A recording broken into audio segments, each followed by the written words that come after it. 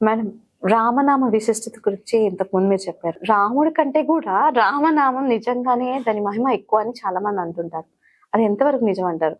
అది ఎంతవరకు నిజం కాదు, 100% నిజం అది.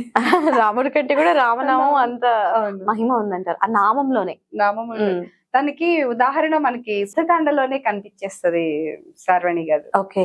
వాల్మీకి మహర్షి అక్కడ వివరిస్తారు చూడండి. ఎట్లా అంటే సీతమ్మ యుద్ధకాండ అంటే ఇప్పుడు రావణాసుని చంపినప్పుడు సీతమ్మ లంకలో ఉన్నారని తెలిసి వీరు లంకలో వారధి కట్టడం మొదలు పెట్టారు. ముందు మొదలు పెట్టినప్పుడు ఎక్కడెక్కడ ఈ వానరులు కదా, బల్లూకాలు అందరూ ఉన్నారు కదా, ఆ చెట్లు అవన్నీ తీసుకొచ్చి సముద్రంలో వేసేస్తూ ఉంటారు. రాళ్ళు అవి ఇవి అన్ని తీసుకొచ్చి ఎన్ని వేసినా అది మునిగిపోతూనే ఉంది, పైకి రావట్లేదు. ఎన్ని చూసి హనుమకి సుగ్రీవుడికి ఒక భయం, ఏంటి అన్ని ఇలా మునిగిపోతున్నా, అసలు ఇంకా వారధి ఎలా తయారవుతుంది, మనం అసలు అవతల వైపుకి వెళ్ళగలమా లేదా అని సందేహం వస్తుంది, ఏం చేయాలి అని ముగ్గురు కూర్చుని ఆలోచిస్తూ ఉంటారు.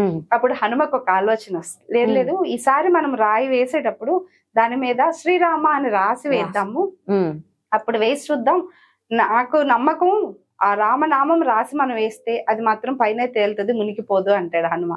సుగ్రీవుడికి కూడా నాకు కూడా అనిపిస్తుంది హనుమ, నువ్వు చెప్తుంది సరైనదే, అలాగే చేద్దాము అంటే.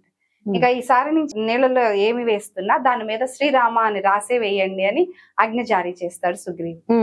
సరే అందరు తీసుకొచ్చి అలాగే శ్రీరామ అని రాసేసి వేస్తూ ఉంటారు. అన్ని చక్కగా నీళ్ళలో తేలుతూ ఉంటాయి. రాముడికి కూడా ఆశ్చర్యంగా ఉంటుంది, ఏదేంటి ఇంతకు ముందు అంతా అన్ని వేస్తాయి ఇలా అని. రాముడికి ఆశ్చర్యం, ఆయన కూడా ఒక రాయి తీసుకొచ్చి నీళ్ళలో వేస్తారు, అది మునిగిపోతుంది.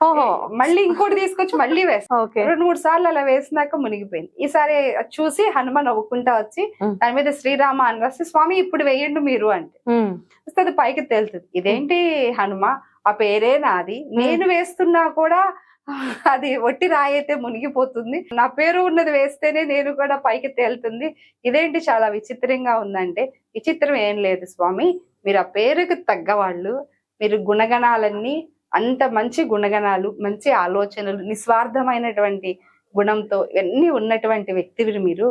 అంత మీ కన్నా మీ నామానికే అంత గొప్పతనం ఉంది, ఆ నామం రాసి వేస్తే అది అంతే, అది విజయమే అవుతుంది. అందుకే మీకు గుర్తుందో లేదో, చిన్నపిల్లలు అప్పుడు మా కాలంలో కానీ మేబీ మీ ఇంట్లో కూడా మీ అమ్మ వాళ్ళది ఏదన్నా మనం పుస్తకంలో ముందుగా రాసేటప్పుడు ఓంతో పాటు జై శ్రీరామ్ అని రాస్తారు. అవును, రామనామం లేకుండా ఏ పని ఎవరింట్లో ఏది మొదలవ్వేది కాదు. ఇవాళ పిల్లలకి మనం అలవాటు చెయ్యట్లేదు, కానీ పుస్తకంలో ముందు అది రాసి వేస్తే ఆ పనిలో మనం విజయవంతం అవుతుంది అనే ఒక సంకేతం. మరి అదే అయింది కదా. ఇది అంతా ఒక విషయం అయితే భారతంలో కూడా ఉంది.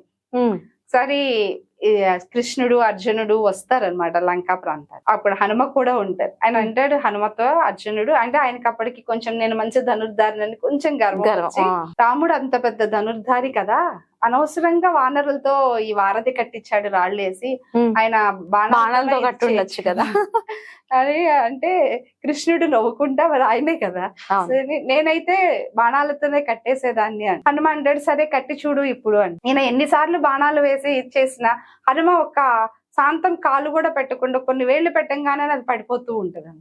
ఎన్నిసార్లు చేసినా అలానే అవుతూ ఉంటది. మళ్ళీ హనుమే వచ్చి ఈసారి నువ్వు బాణం వేసేటప్పుడు జై శ్రీరామ్ అని చెప్పి వేయి, అప్పుడు నువ్వు వేసిన వారధి నిలబడుతుంది అని చెప్తాడు. సరే హనుమ చెప్పాడు కదని అలాగే చేస్తాడు అర్జునుడు. చక్కగా వేసినటువంటి వారధంతా అలాగే ఉంటది, హనుమ వెళ్ళినా కూడా ఏమి అవ్వదు అనమాట. అర్జునుడు కూడా అర్థమవుతుంది ఆయన ఎంత ధర్మాత్ముడో, ఎంత గుణగణాలు, అంటే అట్లాంటి మంచి వ్యక్తిత్వము ఉన్నటువంటి వ్యక్తి పేరుకి అంత శక్తి ఉంటది.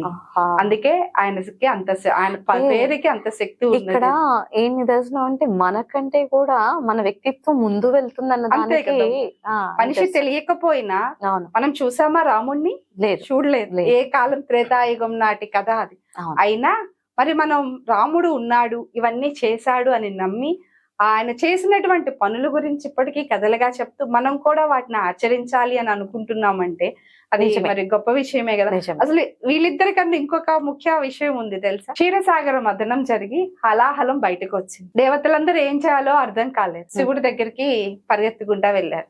అయ్యా క్షీరసాగర మథనం జరిగింది, ఇలా హలాహలం బయటకు వచ్చింది, అదేమో మొత్తం లోకాలన్నిటిని దహించేస్తుంది, మమ్మల్ని రక్షించు స్వామి అని అన్ని చూసారు ఏ విధంగా రక్షించాలని. ఆయన తీసుకోబోతుంటే మళ్ళీ దేవతలందరూ భయపడారు, స్వామి అది హలాహలం విషము, మీరు లోపలికి తీసుకుంటే మిమ్మల్ని ఏమన్నా చేస్తదేమో అంటే, నా నరనరాల్లో రామనామము ఉండిపోయిందయ్యా, ప్రవహిస్తూ ఉంది. ఆ రామనామం ముందు ఈ విషయం ఎంత, ఈ హలాహలం నన్నేం చేస్తుంది, నన్ను సదా ఆ రామనామమే రక్షిస్తూ ఉంటది, ఆ రామ రక్ష నాకు ఉండగా ఇంక ఈ హలాహలం నన్నేం చేస్తుంది అని హలాహలాన్ని స్వీకరించారు. Super super ma'am. అది రామనామం. చాలా చాలా నిజంగానే మీరు చెప్పినట్టుగా మనం ఆ నామం పలికినప్పుడు కూడా మన మనసుకి అదొక తృప్తి ఉంటుంది, ఆనందం ఆనందం వస్తుంది. రామా రామా అనగానే కింద నుంచి అంత చక్కటి సంతోషాన్ని కలిగిస్తుందంటే చాలా చక్కగా చెప్పారు. ధన్యవాదాలు మ్యామ్.